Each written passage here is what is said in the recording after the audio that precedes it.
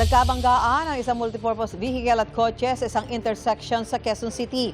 Nadamay sa insidente ang isang nakaparadang sasakyan. May unang balita si Jomer Apresto.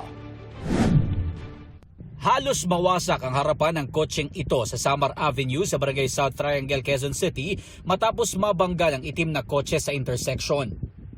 Sabi ng ilang testigo, binabaybay ng kulay pulang MPV na yan ang bahagi ng Samar Avenue nang bigla siyang salpukin ng kulay itim na kotseng ito na binabaybay naman ng GMA Network Drive. Nabangga rin daw ng itim na sasakyan na yan ang isang kotseng nakaparada dito sa gilid ng bangketa. Sa sobrang lakas ng impact, tumilapon papunta sa gitna ng GMA Network Drive ang kotseng nakaparada.